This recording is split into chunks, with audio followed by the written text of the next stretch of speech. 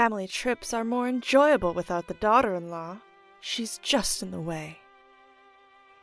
From the window of the speeding car, my mother-in-law looked down on me with a mocking smile. It all started on the first day of a family vacation with my husband's family.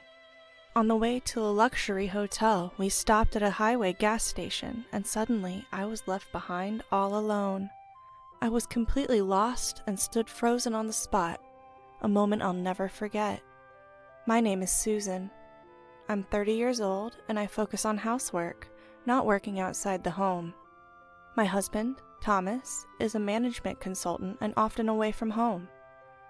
Since I spend a lot of time alone and my husband has been covering all of mother-in-law's living expenses since my father-in-law passed away, we decided to live with her in our home. Mother-in-law was thrilled that her only son was moving back home, but she seemed displeased that I, his wife, was coming along. I'm not glamorous and I have no interest in designer brands.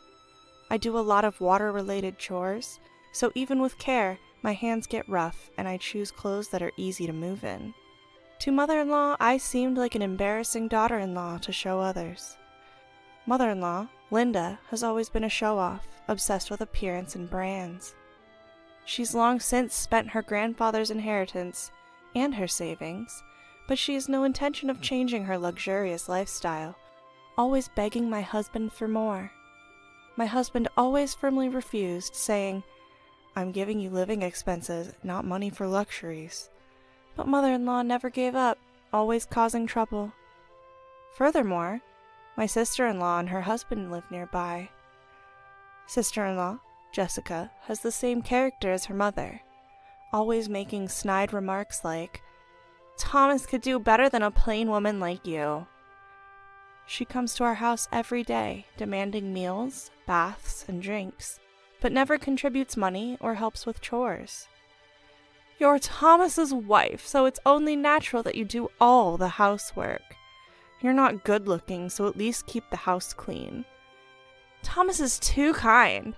Susan has always been poor and doesn't understand anything about brands, right?" Yet mother-in-law would tell my husband, "I do all the housework myself." And sister-in-law would claim, "We're good friends."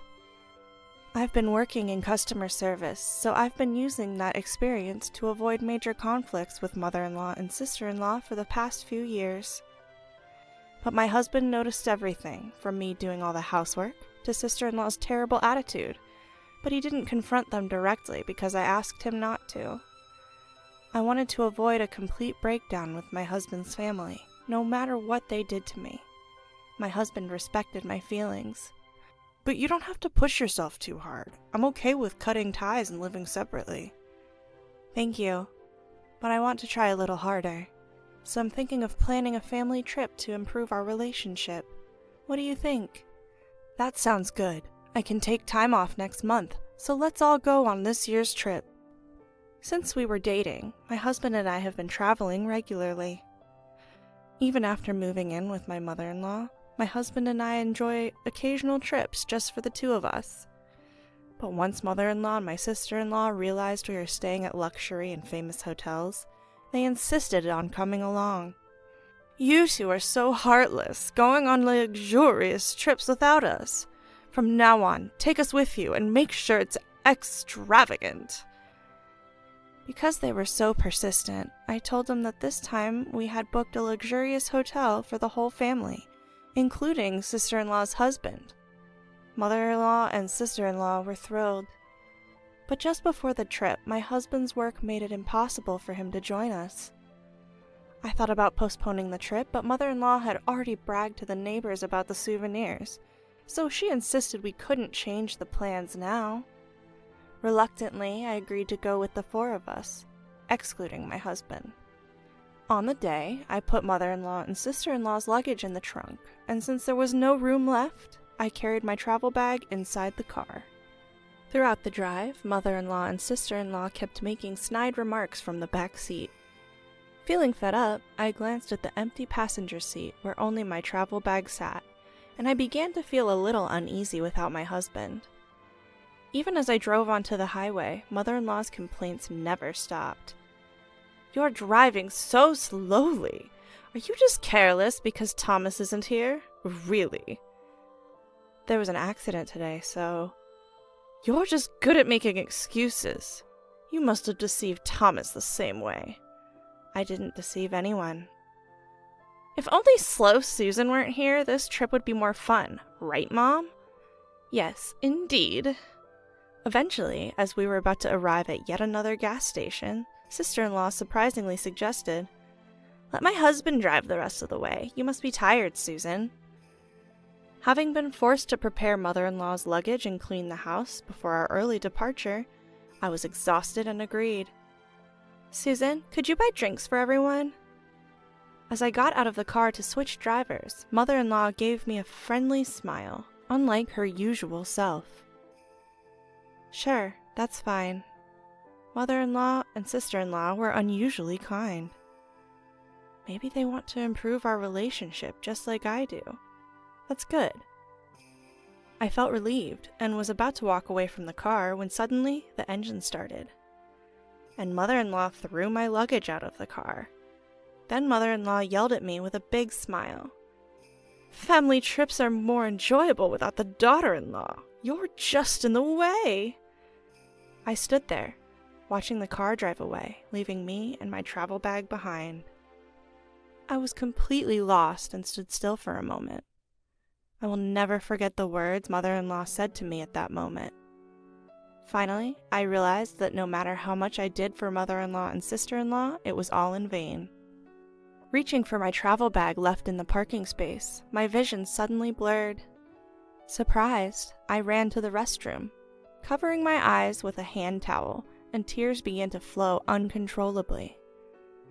I don't remember how long I was there, but I noticed a call on my mobile phone and checked the message. It was from my husband, who had finished work early, expressing concern about the trip with mother-in-law and the others. While I was reading the message, my husband called. "Thomas, I'm alone at a highway gas station right now." "What? What happened?" Hearing his voice, I couldn't help but cry again. He patiently listened to my explanation without rushing me. "I'm really sorry that Mom and the others did this to you. I'll come pick you up right away." "I'm sorry this happened." "Why are you apologizing, Susan?" "Because I wanted to get along with your precious family, and I couldn't." "I want you to tell me how you really feel. Do you still want to try to make things work with Mom and the others?" "Right now, I can only think that it's too difficult." "I see. I'm sorry for what my family did. I'll handle the separation and everything else with Mom and the others. But is it okay for you to leave your feelings as they are?" "My feelings?" "You've been holding back for me all this time, haven't you?" Thinking back, I realized that I had always been holding back. But I had been angry with my unreasonable mother-in-law and insensitive sister-in-law all this time. Yes, I can't be with those people. I absolutely hate it. Expressing the anger I had been suppressing felt surprisingly refreshing. "You can do whatever you want from now on, Susan. I'll take care of the rest." "I understand. No matter what happens, I won't let them anymore." I made that firm resolution. A few hours later, my husband came to pick me up at the gas station. Being with him made me naturally smile, and I realized how calmly and happily we could spend time together, even though we were traveling the same distance. I couldn't help but grin a little, even though I felt bad for my worried husband. Thanks to his thoughtful care, I was able to rest well when we got home. The next day, my husband made a surprising proposal. "I've narrowed down the options for our new home to places near Susan's parents' house." "What? What's going on all of a sudden?" "I want to make sure we're not bothered by Mom and the others, so let's finish moving during the 3 days of the trip. Will it be difficult for you to move, Susan?" My careful and planned husband would never do something so sudden. I felt that he was quite angry inside, but he had a lovely smile for me. "I'm all for moving. Let's get started right away." We quickly found a new home and moving company, and we were able to move without any problems. During this time, I received several emails from mother-in-law and the others. We're having the best trip without you. The hotel is luxurious and wonderful. Make sure it's at this level next time. Dinner was the most extravagant and delicious ever. It's even more fun without seeing Susan's ugly face. Traveling with just the family is so much more relaxing. The jacuzzi is amazing. Their enjoyment of the luxurious time at the high-end hotel came through clearly. Enjoy it while you can. I was looking forward to what would happen next. At around 10 a.m. on the checkout day, as expected, I received a call from mother-in-law. "Susan, what's going on?" "What do you mean?" "They told me the accommodation fee is for $100,000 if the young lady isn't there. It's completely different from what you told us at first." "It's only natural that the regular accommodation fee applies since I booked it through my connections and I'm not there." "What do you mean?" "That hotel is run by my relatives." "What?" "That's why we were able to stay at a special rate." "Well, I didn't know that." "By the way, all the hotels we've stayed at on our trips were run by those relatives, so we were able to stay at a discount." "Susan, you've never told us that before." "Thomas told me to keep quiet about it because if Linda and the others found out, they'd demand it be free." "What's that?" "Anyway, the accommodation fee is correct, so please pay it yourself." "Wait a minute, I can't pay $100,000. "I didn't go on the trip, so I can't pay for you all." "Don't say that, do something, we're family, right?" "You said the wife of your son isn't family, didn't you?" "That's..." "You all enjoyed yourselves as a family, so please pay as a family. Goodbye." I ignored mother-in-law, who was still yelling on the other end of the phone, and hung up, feeling refreshed. In the end, mother-in-law and the others borrowed money from a shady source to pay for the accommodation or something like that. Furthermore, when they returned home, they couldn't get living expenses from my husband or me since we had moved, and they ended up fighting and parting ways with sister-in-law's family. Sister-in-law's family also deteriorated their relationship and divorced. Sister-in-law, abandoned by her husband and without income, looked for work in the nightlife, but seemed to have trouble finding employment due to her bad personality. With no one left to rely on, mother-in-law even went to my husband's company to seek help. At that time, mother-in-law looked older than her age, with hollow eyes, a haggard face, and dirty clothes. Even when she was crying and begging in the company lobby to live with us, my husband firmly declared a break in relations. After that, mother-in-law ended up working exhaustively at a terrible live-in job. Several years have passed, and now we have a lovely child and are living very happily. We are planning to stay at that luxury hotel we couldn't go to before, just the three of us, as a family. The hotel owner's relative invited us because they want to meet our child. We are looking forward to it very much.